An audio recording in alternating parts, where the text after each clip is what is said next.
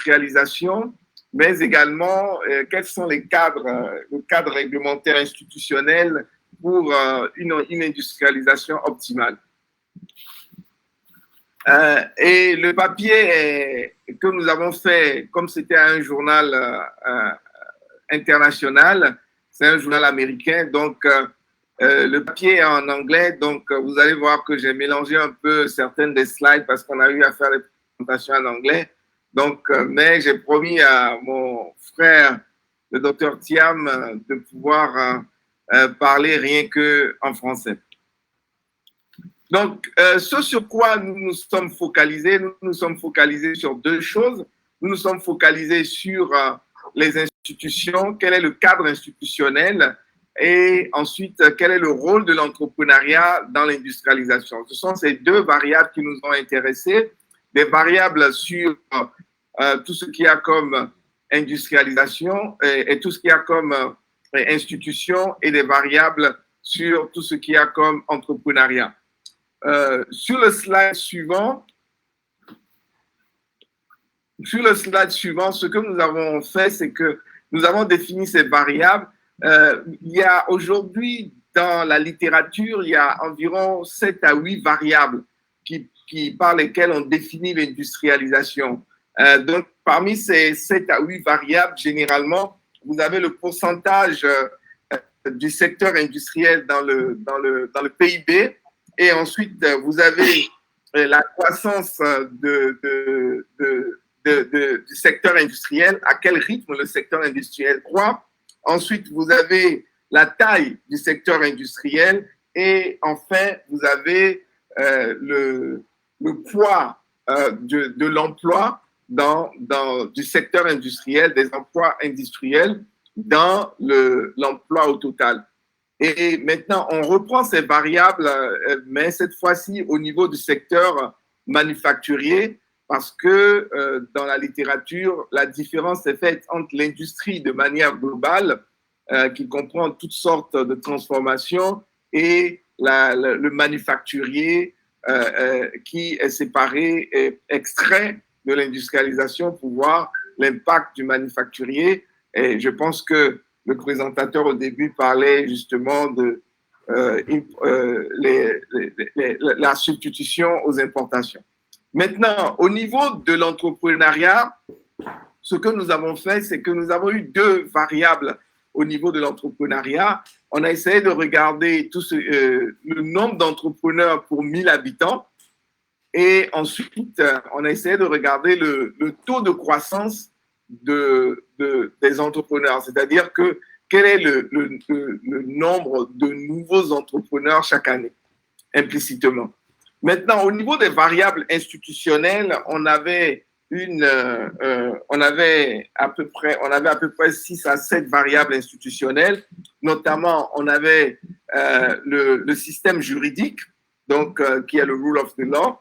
On avait la liberté économique. La liberté économique, on peut regrouper là-bas le code d'investissement et toutes les facilités de création d'entreprises et tout. Et ensuite, on avait comme variable institutionnelle le gouvernement. Dans le gouvernement était regardé les dépenses en infrastructure par le gouvernement. Donc, tout ce qu'il y avait comme dépenses gouvernementales, dans tout ce qu'il y avait comme infrastructure. Ensuite, on avait regardé le marché. Donc, le marché, c'était tout ce qu'il y avait comme facilité d'accès aux contrats, la sophistication du marché. Et enfin, on a ajouté la variable Internet, de voir si, par exemple, l'accès à Internet, la facilité et le taux de numérisation dans le pays avait un impact sur l'industrialisation. Donc, voilà les variables qu'on a eu à regarder. Ensuite, au niveau des données, les données dont nous sommes servis, où on a extrait ces variables, il y a notamment, bien sûr, les données de la Banque mondiale, ça va de soi. Ensuite, il y a eu Kaufman, les données de Kaufman que beaucoup connaissent ici, qui est devenu la référence sur tout ce qu'il y a comme données sur l'entrepreneuriat. Et ensuite, il y avait les données qu'on a extraites à partir de Heritage Foundation. Heritage Foundation, ils sont l'institution qui qui gère un peu, qui est reconnue comme l'institution de référence pour tout ce qu'il y a comme collecte de données sur la liberté économique à travers le monde. Et en termes de pays, nous savons tous qu'il y a 54 pays, même si aujourd'hui l'Union africaine parle de 55 pays en ajoutant la diaspora africaine comme un pays. Mais sur ces 54 pays, on a eu véritablement de données de manière constante que sur 25 pays africains. Et comme mais je pense que mes collègues ont le même problème dans tous les secteurs de recherche comme nous, c'est-à-dire que on n'a pas véritablement des données de qualité et de manière contenue sur plusieurs années par beaucoup de pays africains. Et en termes de période, on a pris les données qui vont de 2002 à 2014 et on a été plus ou moins forcé à prendre ces données à cause juste de la disponibilité. C'est comme ça qu'on justifie les 2002, les 13 années, ainsi que les 25 pays que nous avons choisis. C'est plus des contraintes de disponibilité qu'autre chose. Les résultats que nous avons obtenus, nous ont démontré un certain nombre de choses. Ils ont démontré que sur toutes les mesures de l'industrialisation, que ce soit le taux de croissance du secteur industriel en Afrique, dans les pays africains, que ce soit le taux de croissance de la taille du poids du secteur industriel dans le PIB, ou que ce soit la capacité du secteur industriel à générer de l'emploi, puisque l'emploi est un des problèmes clés pour les pays africains. Quand on regarde tous ces variables liées, on se rend compte que tous les variables institutionnelles ont un effet positif et significatif sur l'industrialisation, quel que soit ce que quel que soit le type de variable industrielle qu'on a choisi. Mais il y a un petit bémol, je vais revenir dessus. Donc, on se rend compte que finalement, il y a 4 éléments clés, il y a 4 institutions clés qui renforcent l'industrialisation à tous les niveaux dans les pays africains. Donc, le premier élément, c'est le système juridique qui se démontre par le rule of the law. Et on se rend compte que souvent, on ne réfléchit pas beaucoup dans les pays africains sur le fait d'avoir une loi d'orientation et une loi cadre pour le secteur industriel. Et notre recherche a démontré que c'est extrêmement important d'avoir des lois d'orientation et un système juridique efficient adressé spécifiquement au secteur industriel. Deuxième chose, au niveau institutionnel, que notre recherche a démontré a un impact fort sur l'industrialisation dans les pays africains, c'est la liberté économique. Encore une fois, la liberté économique qui se définit, ou que certains auteurs cristallisent par le code d'investissement, la manière dont tout citoyen peut, le code d'investissement, la création d'entreprises, tout citoyen peut se lever et créer facilement une activité entrepreneuriale, une activité industrielle. Donc, devient la deuxième variable qui accélère l'industrialisation en Afrique. La troisième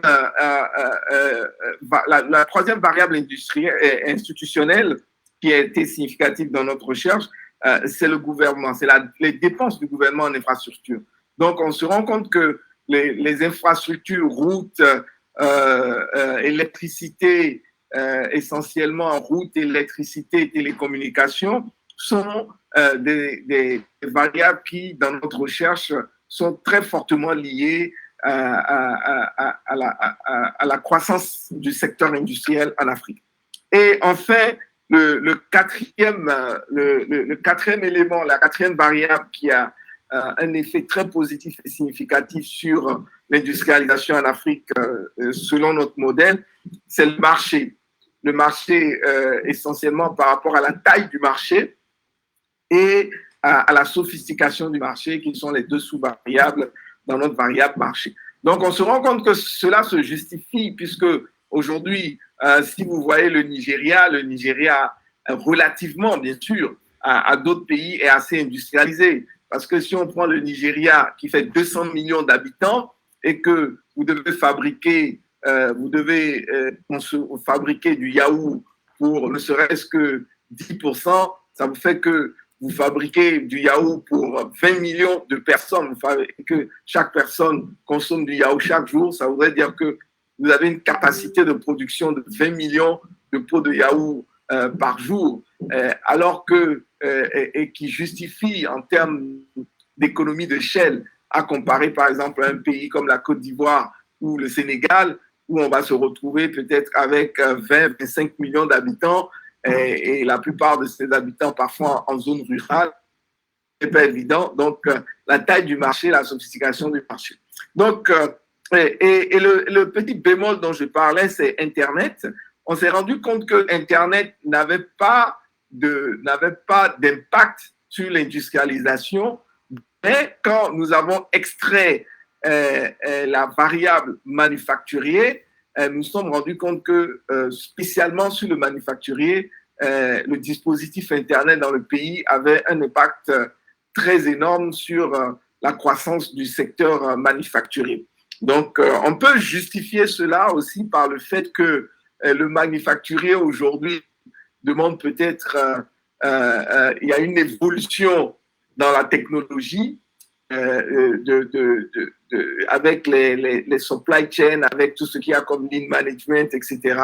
Et que l'Internet, l'accès au marché, peut-être qu'au niveau du manufacturier, comme l'Afrique est plus positionnée dans le manufacturier, puisque aujourd'hui, l'objectif de l'Afrique, quand on parle de différentes révolutions industrielles, 1, 2, 3, 4, l'objectif de l'Afrique est plus de transformer ses produits vivriers, de transformer l'arachide en pâte d'arachide, de transformer le cacao en beurre de cacao et en chocolat. Donc, on est plus dans un premier temps dans du manufacturier.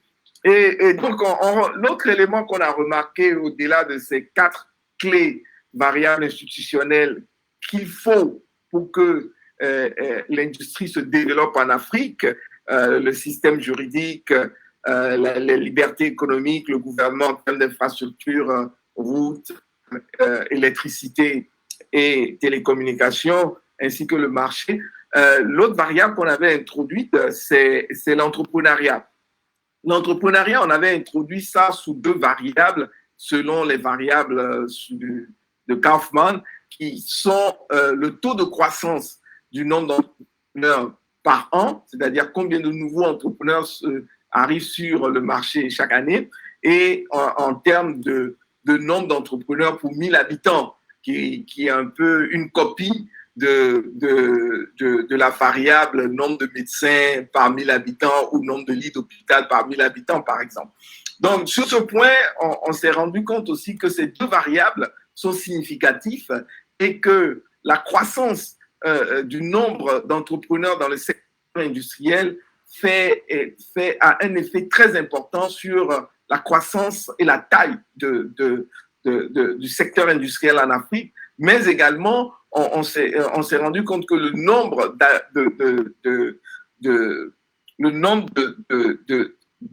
d'entrepreneurs industriels par 1000 habitants a un taux important. Mais ce qui nous a amené après à une conclusion qui est que, au fait, on se rend compte qu'aujourd'hui, le taux le plus élevé d'entrepreneurs pour 1000 habitants en Afrique, c'est au Botswana, qui est, si mes notes sont correctes, autour de 16 entrepreneurs pour 1000 habitants. C'est vraiment infime. Et quand nous avons fait nos calculs, parce qu'on a fait des simulations, ça a été aussi l'objectif de cette recherche, quand on a fait les simulations, on a essayé de déterminer quel serait le taux optimal d'entrepreneurs industriels, sous-entendu, pour 1000 habitants, pour que les pays africains développent véritablement leur industriel. Et quand nous avons fait ces simulations, on a obtenu comme chiffre optimal à atteindre par les pays africains 168 entrepreneurs industriels pour 1000 habitants. Donc, alors que le pays qui a le plus d'entrepreneurs industriels pour 1000 habitants en Afrique, c'est le Botswana avec 16. Et donc, ouais, on doit multiplier ce chiffre par 10. Et déjà, en sachant que les pays qui ne sont même pas au niveau du Botswana, c'est-à-dire qui n'ont pas véritablement autant d'entrepreneurs pour 1000 habitants, entrepreneurs structurés, bien sûr. Et on se rend compte qu'il y a un effort énorme à faire. Et quand nous avons calculé le temps qu'il faut à un pays comme le Sénégal ou à un pays comme la Côte d'Ivoire pour arriver à ce taux optimal de 168 entrepreneurs dans le pays par 1000 habitants, on s'est rendu compte qu'il faut au Sénégal ou à la Côte d'Ivoire 300 ans avant d'arriver à ce taux, au rythme actuel de création d'entrepreneurs. Et donc, vous comprenez qu'on est très loin. Donc, et la solution qui a été notre conclusion, c'est qu'au-delà des variables institutionnelles, au-delà du contexte institutionnel sur ces 4 éléments clés dans l'écosystème qu'il faut mettre en place, il faut absolument que les pays africains comme le Sénégal, comme la Côte d'Ivoire, accélèrent leur système de production et de création d'entrepreneurs industriels. Donc, et c'est le message fort que je vais laisser. Ça sera un peu, disons, quelque part, mon premier message fort, qu'il faut non seulement les variables institutionnelles, système juridique spécifique pour le secteur industriel, liberté économique de créer des industries, etc., gouvernement avec investissement dans l'électricité, dans les routes, dans les télécommunications, taille du marché. La taille du marché aujourd'hui, c'est restreint. On se rappelle, il y a quelques années, la dissension qu'il y a eu entre la Côte d'Ivoire et le Sénégal par rapport à l'arachide, à l'huile d'arachide, chacun protégeant son marché. Et la réaction devait être l'opposé, c'est-à-dire ouvrir nos marchés. Et je suis très content qu'avec le docteur Thiam, on en a toujours discuté, que quand on parle du UEMOA, il faut véritablement, aujourd'hui on parle de Z, le CAF au niveau africain, que ça soit une réalité, sinon nous allons tous droit dans le mur, si nous n'ouvrons pas nos marchés pour avoir un marché plus large, pour justifier l'économie d'échelle. Et ensuite, pour dire enfin que il faut l'entrepreneuriat, il faut que nos pays, les efforts que nos pays font sont louables, mais ces efforts sont très, très, très loin derrière l'effort à fournir pour atteindre le niveau optimal. Donc, ces efforts doivent être multipliés par 10. Et donc, vous imaginez le travail qu'il y a à faire. Donc, je ne vais plus prendre trop de temps, OK? Et je vais m'arrêter là en attendant les questions. Merci encore à tous.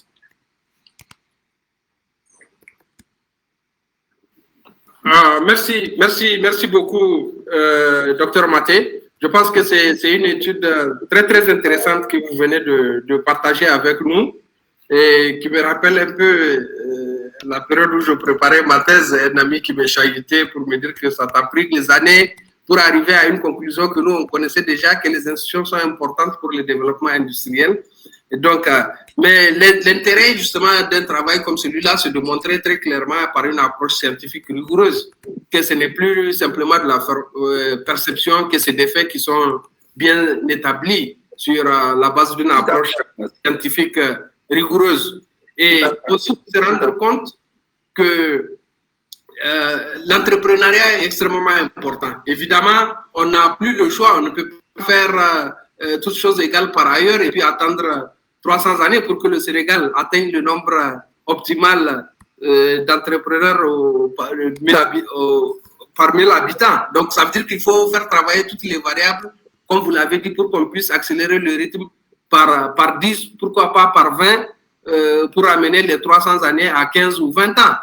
Donc, c'est quelque chose qui est possible puisqu'on a vu que le monde des pays ont réussi à se propulser au premier rang des nations industrialisées par la volonté politique délibérée, par des approches concertées avec le secteur privé et que quand on travaille en synergie, la main dans la main avec tous les acteurs, il est possible d'avoir des raccourcis extrêmement rapides dans l'ascension industrielle. Donc, merci encore une fois et cela me permet d'introduire le prochain panéliste qui, si vous le voulez bien, sera Dr Sidi Diop. Dr Diop, vous êtes avec nous?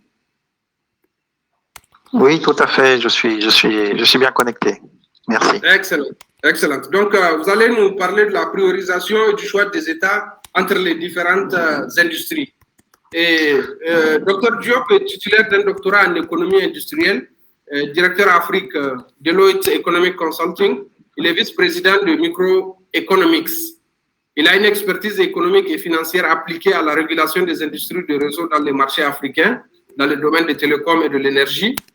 Et une expertise également dans le conseil en financement de projets dans les pays en voie de développement, dans l'analyse d'impact des projets de développement et les études de marché ainsi que les études sectorielles. Donc, docteur Diop, bienvenue avec nous et vous avez la parole pour votre présentation. 15 minutes, s'il vous plaît. Merci beaucoup. Merci.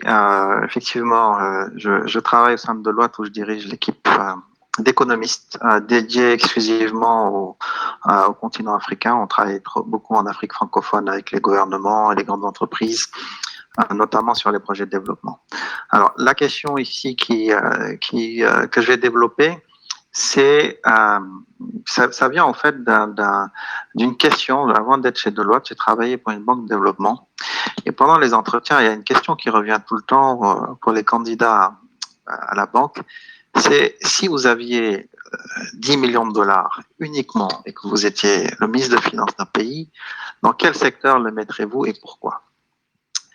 Bon, j'ai donné une réponse, mais par curiosité, lorsque j'ai été sélectionné, j'ai discuté avec mon chef, mais effectivement, il n'y a pas de bonne réponse. Si vous discutez avec les gens qui travaillent dans la santé, ils vont vous dire absolument la santé c'est prioritaire parce que sans santé, vous ne pouvez pas guérir les gens. La même chose pour ceux qui sont dans l'électricité, etc. Donc, on a vraiment une difficulté dans les projets de développement, c'est comment prioriser l'allocation de ressources limitées. Parce que tout est prioritaire en Afrique, on a besoin de ressources dans beaucoup de domaines, mais est-ce qu'il y a des méthodes pour pouvoir mettre de l'argent en priorité là où ça a plus d'impact? Et c'est cette question un peu qui m'a préoccupé pendant, disons, mes activités de consulting chez Deloitte et à travers quelques exemples ici que j'ai eu à faire avec à la fois des gouvernements, des entreprises privées, vous montrer un peu comment on peut essayer de répondre un tout petit peu à cette réponse qui ne sera pas une réponse parfaite parce qu'on est dans le domaine de l'économie et l'économie n'est pas une science exacte. Donc je tiens quand même à préciser ce petit avertissement.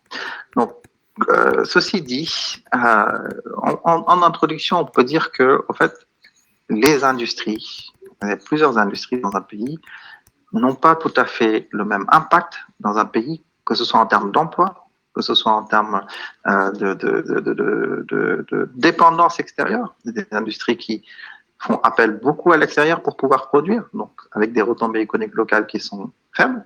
En ce moment, je travaille au Maroc. Sur l'industrie automobile. Et comme vous le savez, le Maroc est un se positionne comme, disons, très important dans le domaine, dans le domaine de l'automobile. Et le taux d'intégration au Maroc a beaucoup augmenté. C'est-à-dire, lorsqu'une voiture est assemblée au Maroc, sort des usines marocaines, une proportion importante de ses composants sont intégrés ont été produits localement. Et c'est un objectif très important et ça, c'est structurant dans une industrie. Il y a aussi la notion d'écosystème qui diffère selon les industries. Je pourrais prendre l'exemple d'Airbus à Toulouse ou même Dangote dans cette usine comment dirais-je, au Nigeria, et donc dire que investir dans un secteur où vous avez une entreprise qui est leader et qui draine derrière elle un certain nombre d'entreprises nationales a plus d'impact que d'investir dans un secteur où il n'y a pas ces entreprises qui sont leaders. Donc, voilà en gros la problématique qui m'a intéressé. Alors, j'aimerais vous présenter maintenant quel outil économique on peut utiliser pour pouvoir répondre un tout petit peu, comme je disais, à cette réponse. Avant de présenter l'étude, je vais vous présenter un peu sur comment l'économiste voit les impacts d'un secteur sur l'économie, les impacts d'un investissement sur l'économie. il y a l'effet direct. Vous investissez 100 millions dans un secteur, voilà, c'est l'effet direct. Par contre, il y a ce qu'on appelle les effets indirects. C'est-à-dire que pour produire ces 100 millions-là, vous demandez à l'industrie A, qui est l'industrie, je ne sais pas, de l'agriculture, pour produire ces 100 millions, il va faire appel à d'autres industries au niveau de l'économie nationale. Par exemple, des engrais, le secteur de la chimie, etc., etc. Et donc, vous allez, à travers un choc initial de 100 millions, entraîner des chocs supplémentaires sur un certain nombre de secteurs. Et ça, c'est vraiment important, et c'est ce qu'on appelle les effets indirects. Et le point important, et je reviendrai, c'est de dire que ces effets indirects sont très différents selon un secteur ou un autre, et comment les voir. Et puis, vous avez aussi ce qu'on appelle les effets induits. Les effets induits, ce sont les salaires qui sont distribués lorsque vous mettez toujours ce choc de 100 millions de francs CFA d'investissement. Ce sont les salaires qui sont distribués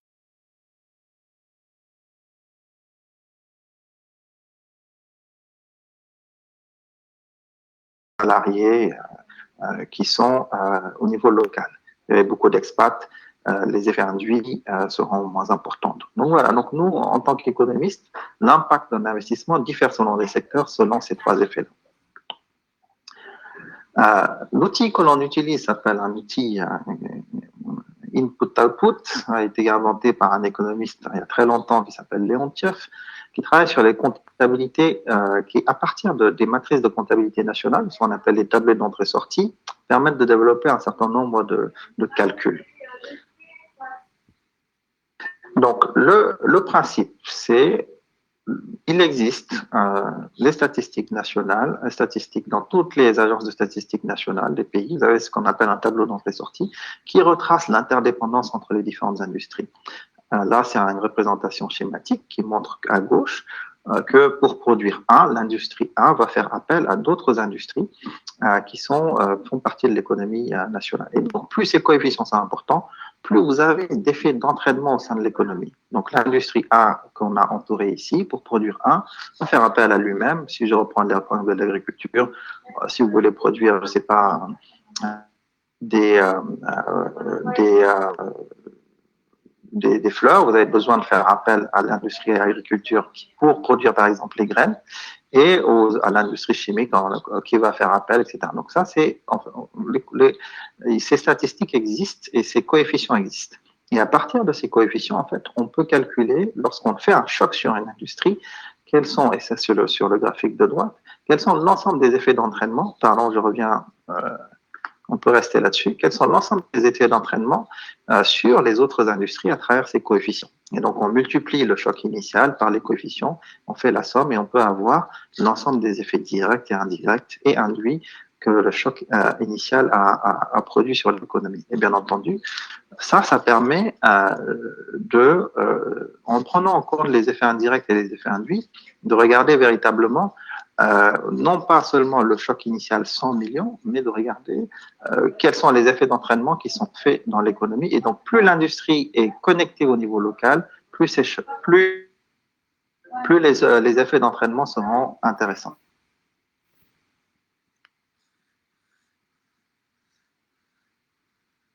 Alors,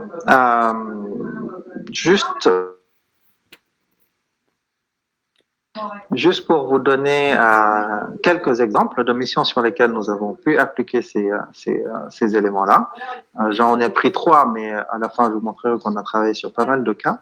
Là, c'est un exemple de ce qu'on a fait en Guyane. La question qui nous a été posée, et ça, c'était un débat parlementaire en France sur est-ce que il fallait trancher. Et donc, Deloitte a participé au débat national et nous avons fourni avec mon équipe les calculs permettant d'alimenter le débat. Il y a un projet de mine, ça s'appelle en Guyane, il y a un projet de mine d'or. Bon, bien sûr, il y avait toutes les questions environnementales qui étaient un peu problématiques, mais la question en tant qu'économiste qu'on s'est posée, c'était face aux ressources publiques françaises, est-ce que il valait mieux mettre de l'argent pour le développement local dans la mine ou dans d'autres industries? Et donc, on a tout simplement calculé les effets d'entraînement des différentes industries et on les a classés ici sur le graphique de droite. Bon, je vous passe tous les calculs, c'est vraiment le résultat final. Et c'est de dire que voilà, dans les industries extractives, les effets d'entraînement, en tout cas lorsque l'industrie fait appel au reste de l'économie guyanaise, on a estimé ça à un facteur de 7 sur une base 100. Alors que pour l'industrie, les industries agriculture, par exemple, le bois, le papier, on est sur des facteurs de 33, 28, etc. Donc l'industrie extractive, au fait, peut être sur le cas de la Guyane, ça peut être différent dans d'autres pays. Les chiffres peuvent être différents dans d'autres pays. Un peu d'effet d'entraînement au niveau local.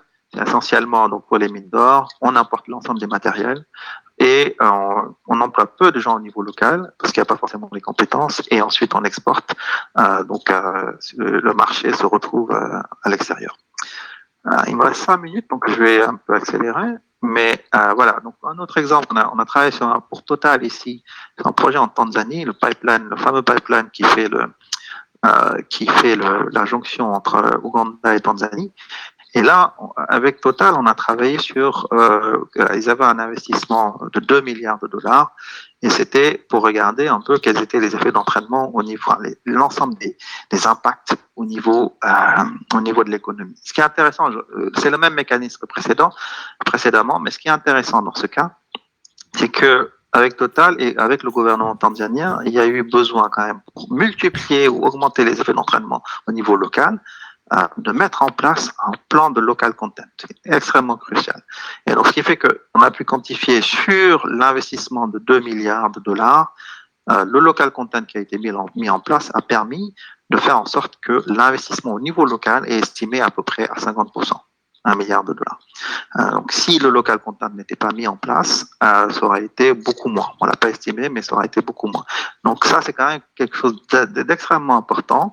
Et ce qui fait que vous pouvez augmenter la valeur du choc initial et ensuite bénéficier des effets d'entraînement qu'on a estimés ici. Bon, c'est un pipeline, donc c'est principalement la construction, les business services, les utilities, etc. Alors, donc le dernier exemple, c'est au Togo, une mission qu'on a faite récemment. Et là, elle porte, et toujours dans cette comment on peut utiliser les outils économiques pour pouvoir, disons, éclairer, disons, les choix dans les projets de développement. Donc, nous avons travaillé avec la présidence au Togo sur, disons, les 20 prochains projets prioritaires. Et donc là, on a utilisé ce même outil en se disant que le Togo doit investir majoritairement dans les industries où il y a des effets d'entraînement qui sont importants. Et donc c'est ce critère qu'on a établi. On a calculé les effets d'entraînement, on a classé les différentes économies, on a classé les différents projets sur le graphique des abscisses ici, l'axe des ordonnées, les effets d'entraînement. Et on a classé les différents projets qu'on avait sélectionnés avec ce critère-là. On a introduit un deuxième critère parce que parfois ça suffit pas. Le seul critère économique ne suffit pas toujours, surtout dans ce cas précis. Le critère qu'on a introduit, c'est la facilité d'implémentation. Parce qu'on peut avoir un secteur, sélectionner un projet qui a plein d'effets d'entraînement, mais si l'implémentation du projet dure 6 ans, 7 ans, 8 ans, et ben ça c'est quelque chose qui n'a pas d'impact à court terme. Donc on a croisé ces deux éléments-là et on a pu prioriser comme ça les différents projets qu'on a pu établir avec la présidence du Togo. Donc là, la priorisation, les effets d'entraînement, c'est mon dernier point, peuvent porter, donc je l'ai exprimé en chiffre d'affaires, donc vous faites un choc de 1 milliard, mais aussi on peut le calculer avec les emplois. Donc on peut dire, vous créez directement 100 000 emplois et quels sont les effets d'entraînement que ça crée dans les deux autres différents secteurs pour pouvoir, disons, mesurer l'ensemble des emplois directs et indirects qui sont créés. Voilà, donc je voulais juste illustrer ça avec 3 exemples. Donc, et pour terminer, donc juste pour rappeler que voilà, les industries ne sont pas égales, hein, comme on vient de le voir. Investir dans le secteur de l'agriculture ou dans le secteur de des mines ou dans le secteur de l'électricité, il n'y a pas tout à fait les mêmes effets d'entraînement. Et aujourd'hui, il y a une dimension politique qu'il faut pas nier dans les choix des projets d'investissement. Et ça, moi, j'ai l'habitude de dire que lorsqu'on travaille sur des projets de développement, il faut toujours prendre en compte le politique. Sinon, on passe à côté de la réalité. C'est que vous devez faire, même si vous êtes technicien, scientifique, même si vous devez prendre en compte le fait que dans les projets de développement, il y a des projets qui vont être politiques. Et donc ça, nous, on le prévoit, là, on peut l'estimer, etc. Mais par contre, sur les autres projets, on a besoin d'avoir des éléments rationnels, des projets politiques ou des projets prioritaires, une inondation qui arrive, etc. Et ça, vous pouvez pas le prioriser. Et ça, il faut laisser la place. Parce que c'est la réalité dans laquelle l'économie s'insère. L'économie, c'est pas une science pure, ça s'insère dans un écosystème, notamment politique, qui est très important de prendre en compte. Sinon, on n'est pas réaliste. Et par contre, sur les projets où on nous demande de prioriser, là, il y a des méthodes sur lesquelles on peut s'appuyer. Et j'espère avoir pu vous illustrer un peu sur les différents exemples que j'ai pu prendre. Que ça peut être des éléments utiles. Et donc, juste pour terminer, ce sont des outils qu'on a pu déployer sur le Maroc, notamment lorsqu'on a aidé le gouvernement marocain à dresser sa stratégie de la forêt, différentes composantes de la forêt. On a regardé les différentes composantes, on a regardé les valeurs qui sont les effets induits, on les a classés comme ça. Airbus, c'est un sujet en France, même dans le domaine de l'électricité, avec la CIE ou la Banque islamique de développement, pour qui on a travaillé sur les études d'impact de projets en Mali ou au Sénégal. Voilà, ça fait exactement 15 minutes. Je vais m'arrêter ici et je laisse la parole au modérateur. Merci. Oui, merci beaucoup, Dr Diop. Vraiment pile poil, comme on dit, les 15 minutes, vous les avez juste épuisées et je vous remercie vraiment de tenir le temps et surtout pour cette présentation aussi qui quand même qui résumait très bien à travers la conclusion où on se rend compte que tous les projets ne se valent pas en fait et surtout ça ne sert à rien de se focaliser simplement sur le volume financier d'un projet et penser que c'est ça qui va impacter le plus l'économie, c'est ça qui va apporter le développement. Donc, des projets de moindre voilure peuvent avoir un impact autrement plus important sur le plan économique que des projets gargantuesques à plusieurs dizaines ou centaines de milliards. Donc, c'est quand même quelque chose d'extrêmement important et qui me renvoie aussi à mes années de fac quand, pour la première fois, on a découvert la matrice que vous avez présentée, input, output, donc la matrice de Lottier, où le professeur nous disait en fait le développement consiste, c'est un processus où il faut éviter d'avoir des cases vides ou des cellules à zéro dans la matrice. Donc ça veut dire qu'il faut favoriser le commerce intra-industrie, il faut que les différentes industries commercent entre elles, qu'elles échangent les inputs et c'est ça qui crée le plus fort impact, c'est ça qui crée l'effet multiplicateur, c'est ça qui donne le développement. Donc c'est quelque chose d'extrêmement important qu'on doit prendre en compte dans la priorisation des projets, particulièrement des projets industriels. Donc, ceci nous amène à la dernière présentation de notre panel. Comme on dit, last but not least, je pense que c'est une présentation très, très importante sur les ruptures induites par le processus d'industrialisation. Et nous avons M. Hervé Hutin pour cette présentation. Docteur Hutin, vous êtes avec nous? Oui, est-ce que vous m'entendez? Très bien. OK, c'est parfait. Donc, je vais juste vous présenter.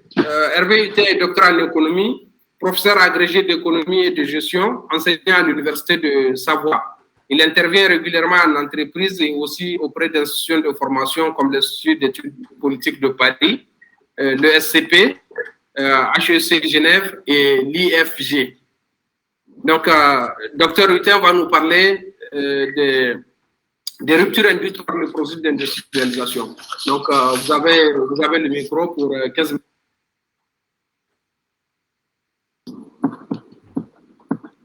Je vous remercie. Merci à l'ISM pour cette invitation et notamment au docteur Thiam qui a organisé avec beaucoup de dynamisme ce symposium. l'introduction a souligné les enjeux de l'industrialisation. Je vais donc traiter surtout un problème qui porte sur les ruptures induites par le processus d'industrialisation. Carlos Lopez, qui vient de publier un ouvrage au mois de mars, en fait le mois dernier, L'avenir et l'Afrique du monde, part d'un constat qui est que sur 35 pays africains, donc sur les 51 pays, eh bien, on a à peu près, on trouve que les produits primaires représentent plus de 80% des recettes d'exportation. C'est-à-dire qu'en fait, ça pose directement la question de l'industrialisation. Ils ne sont pas suffisamment transformés localement. Et la question est de savoir pourquoi. Et surtout, en fait, moi, ce que je vais traiter, ce phénomène d'industrialisation n'est pas un phénomène exclusivement économique. Le but est d'améliorer le niveau de vie, mais l'industrialisation provoque aussi des ruptures parfois brutales par rapport aux, on va appeler, disons, pour des raisons pratiques, les sociétés, disons, traditionnelles. La méthode qu'on va suivre est assez simple. D'abord, on va avoir une approche large du processus. Je vais rappeler très rapidement les caractéristiques de l'industrialisation dans une société traditionnelle, d'où l'apparition de ruptures, et enfin, le choix de stratégies de développement adaptées par rapport à cette problématique. Alors, j'avais un PowerPoint qui se déroulait progressivement, mais en fait, c'est slide par slide, enfin, diapositive par diapositive. Alors, très rapidement, le processus d'industrialisation, c'est d'abord la rationalisation de la production à grande échelle. Ça concerne l'industrie, bien sûr, mais aussi l'agriculture ou les services. Par exemple, le fait de passer d'une distribution de marchés traditionnels ou de petits commerces à des libre-service ou des grandes surfaces ou des centres commerciaux, ça c'est de l'industrialisation des services, de même qu'on industrialise le transport.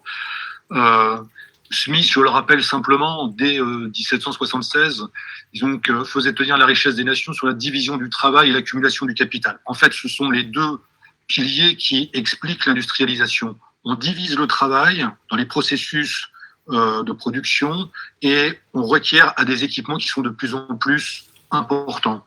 Le capital économique, donc les équipements, requiert lui-même du capital financier. Le capital financier requiert des systèmes de financement, d'où l'introduction notamment des banques. Et tout cela, en fait, implique des ruptures dans les modes de production, les modes de financement. De même, le processus d'expansion suppose un calcul prévisionnel. C'est-à-dire, en fait, un calcul qui va modifier le rapport au temps. On va se placer dans une optique de prévision, on se fixe des objectifs, on mobilise des moyens que l'on référence et que l'on chiffre pour atteindre ces objectifs. On est donc dans une démarche volontariste et de prévoir l'avenir, ce qui n'a rien à voir avec prédire l'avenir. Oui, si vous pouvez me laisser la main pour l'avancée des diapositives. La modification du mode de vie traditionnel, je reproche l'anthropologie de Rostow, pas son schéma sur le développement et la croissance qui n'est absolument pas, qui n'a pas été validé en dehors de l'Europe et des pays occidentaux, mais simplement sur les modes de vie traditionnels que l'on trouve dans des économies où les fonctions de production sont très limitées, avant tout artisanales. Il y a peu de diversification. On est dans une optique fataliste à long terme, c'est-à-dire que les choses arrivent sans qu'on puisse vraiment, on les subit sans qu'on puisse avoir d'action sur elles. La productivité est faible, notamment dans le domaine des rendements agricoles, et les sociétés s'organisent sur des liens de solidarité claniques, familiaux, villageoises, enfin en tout cas d'une solidarité de proximité. On n'est pas dans des réseaux de proximité pensés à des échelles nationales, comme c'est le cas, par exemple, dans certains pays européens, où il y a une sécurité sociale, etc., dans certains pays africains aussi, mais où les solidarités, donc, en fait, deviennent impersonnelles, alors qu'elles sont avant tout de proximité dans des sociétés traditionnelles. Ajoutons que le mode de vie, donc, est principalement artisanal, les productions sont personnalisées et non standardisées, et on est dans des sociétés majoritairement rurales. L'industrialisation va faire apparaître l'économie duale. Je me réfère. Le PowerPoint a disparu. Excusez-moi, je ne le vois plus à l'écran. Est-ce que vous m'entendez? Oui, on vous entend. Effectivement, le PowerPoint, là, il est de retour. Donc, il est revenu, merci. Alors, Hervé, tu as la main, comme tu disais il y a quelques minutes, tu peux défiler, avancer et reculer. Donc, c'est à toi de gérer. Vas-y. Merci. D'accord, merci Omar. Je me réfère à Arthur Lewis, qui a bien mis, mais ce n'est pas un problème nouveau en fait, en exergue cette notion d'économie duale entre secteur traditionnel, disons, artisanal, et puis un secteur industriel. Et la réalité que connaissent les économies en développement. Il y a la coexistence, en fait, de ces deux secteurs et une migration, c'est cela surtout que Arthur Lewis, qui est prix Nobel d'économie, qui est natif des Caraïbes, de l'île de Sainte-Lucie, qui est un pour cela anglophone, il a étudié donc les processus de migration de la main-d'œuvre du secteur traditionnel, notamment agricole, vers le secteur moderne, et montre que en fait c'est la croissance du secteur moderne qui doit résorber le sous-emploi. Donc cette dualité en fait va induire des ruptures au niveau des sociétés traditionnelles. La dualité est une remise en cause de certaines valeurs traditionnelles. La cohésion de la société est en partie brisée, en tout cas, par une crise des valeurs. Et je me référerai ici à l'ouvrage de Felwine Sarr, Afrotopia, qui essaye de remettre, et qui dit que le développement ou le nouveau développement que l'on devrait avoir en Afrique doit remettre à l'honneur un certain nombre de valeurs, notamment à côté de celles de dignité, de vivre ensemble ou d'hospitalité, des valeurs qui sont la pudeur, le scrupule, le sens de l'honneur. Tout ça fait peut-être pas très économique, mais enfin, dans ces processus, il faut bien prendre conscience que change de société, de culture, de référence. C'est pour ça que mon intervention a un caractère, disons, institutionnel, dans le sens de l'économie institutionnelle, c'est-à-dire du contexte dans lequel s'opèrent tous ces changements en profondeur qui secouent la société. Donc, crise des valeurs, crise des représentations dans le rapport au temps. Tout à l'heure, je parlais du fatalisme et du volontarisme. Le rapport à l'environnement, notamment à la nature, ce n'est pas le même. Les crises au niveau des modes de vie, on passe d'un milieu essentiellement rural à un milieu essentiellement urbain, avec des horaires, de la vitesse, la nourriture change, la distribution, etc. Ce n'est pas la même chose que d'être sur un marché traditionnel où on vend des animaux vivants, par exemple des poulets, et de les trouver en fait dans des grandes surfaces alignés dans des barquettes en plastique et morts. Les poulets, on les achète vivants, on leur tranche la tête et on les plume. Et maintenant, en fait, on les met dans des barquettes en plastique et on les vend morts. C'est tout à fait la même chose et ça change les modes de vie. Cette division, c'est juste un petit exemple. La division du travail, de plus, dont j'ai parlé tout à l'heure, amène à une certaine déshumanisation. C'est ce qu'on a souvent constaté, pas toujours, mais très souvent. On passe aussi une relative pauvreté à éventuellement une exploitation. J'ai mis un point d'interrogation. Je rappelle, le salaire moyen d'un ouvrier textile en Éthiopie est de 26 $ par mois. C'est un chiffre de 2019. Vous avez cette photo ici qui a été prise. L'Éthiopie est souvent montrée comme un exemple d'industrialisation et c'est vrai qu'elle parvient à des performances industrielles intéressantes, mais il faut voir en même temps de quoi cela se paye au niveau social, en tout cas temporairement. Le but de mon discours, en fait, de mon propos, est de voir comment est-ce qu'on pourrait atténuer tous ces changements qui sont brutaux et qui sont directement liés au processus d'industrialisation. De même, l'exode rural et sa contrepartie, la métropolisation sauvage, notamment au niveau des capitales. Enfin, la croissance démographique, alors qui n'est pas nécessairement liée à l'industrialisation, mais qui est souvent un phénomène qui l'accompagne, avec la question d'une croissance trop forte, qui est un verrou du développement.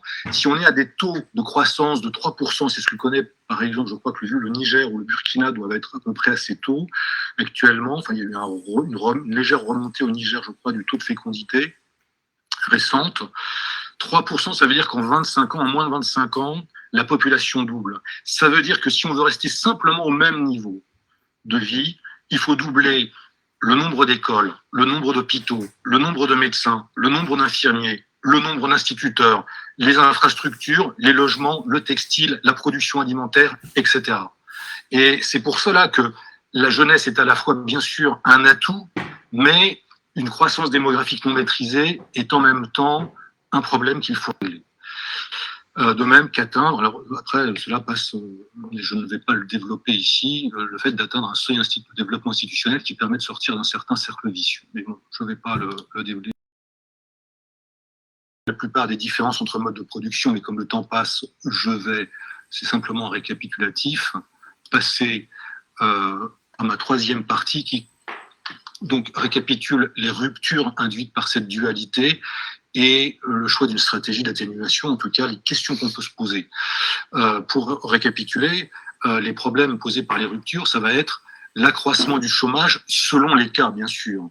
Parce que lorsque l'on commence à industrialiser, par exemple, je ne sais pas, par exemple, la pêche, qui est une ressource importante en Afrique de l'Ouest, et notamment pour le Sénégal, où nous sommes, même numériquement, si on commence par industrialiser le processus par les chalutiers, etc., eh bien, c'est des tas de petits artisans pêcheurs qui vont se retrouver au chômage. Il faut bien le voir, cela. Donc, il faut accompagner ce processus. Mais en même temps, on va pouvoir nourrir davantage de personnes et avoir davantage d'efficacité. C'est ce que vise l'industrialisation. Donc, il faut ménager les choses et il faut comprendre qu'il y a une transition opérée. Tout le monde le sait, mais je le souligne simplement. L'accroissement de la pauvreté, au moins temporaire, on en a parlé, l'accroissement des inégalités, on aurait pu faire de belles courbes avec les indices de Gini.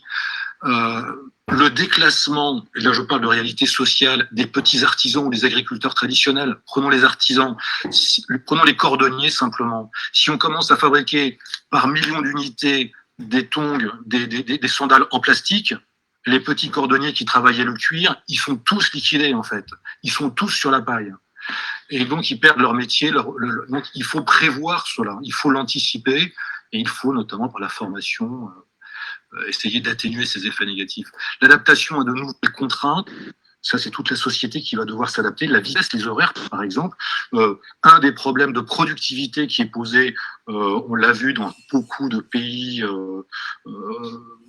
en Afrique, c'est à partir du moment où on passe dans les modes de production industrielle, il faut que chacun soit à son poste à l'heure où il doit être à son poste.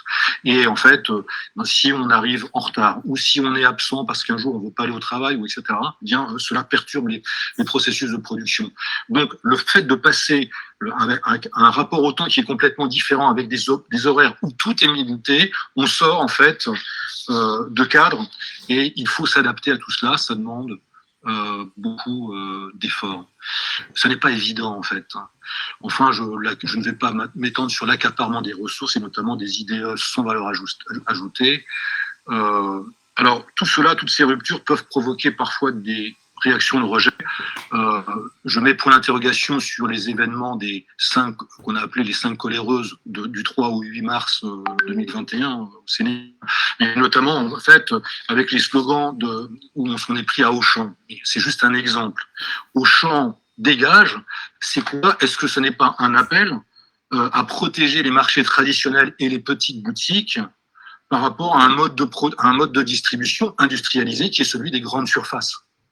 Pas simplement, ça n'a pas été simplement d'aller se servir gratuitement, non. C'est en même temps la remise en cause, en fait, d'un certain mode de production, et parce qu'il y a ces ruptures qui ne sont peut-être pas toujours acceptées. Voilà, d'où la nécessité d'un accompagnement, d'une formation, d'une urbanisation maîtrisée, organiser aussi l'accès au financement, notamment pour tous les petits, pour tous les entrepreneurs. Je passe rapidement sur ce choix d'une stratégie de développement ce tableau qui recense les principales stratégies que tout le monde connaît en économie du développement, simplement pour appuyer sur le dernier cas, parce que cela me semble le plus en ligne avec le fait d'atténuer les ruptures. Donc de partir de petites industries qu'il faut protéger au niveau international, avec des financements qui sont relayés localement, des petites structures, avec un développement territorialisé, la formation, un développement qui certes est lent, mais est ancré dans le territoire.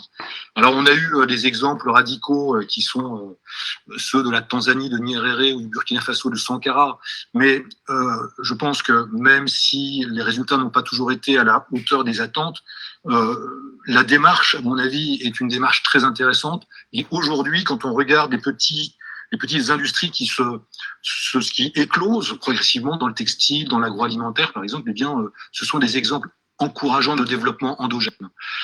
Un développement donc qui est généré localement, progressif, avec des petites structures, et non pas des méga projets où on va avoir un méga projet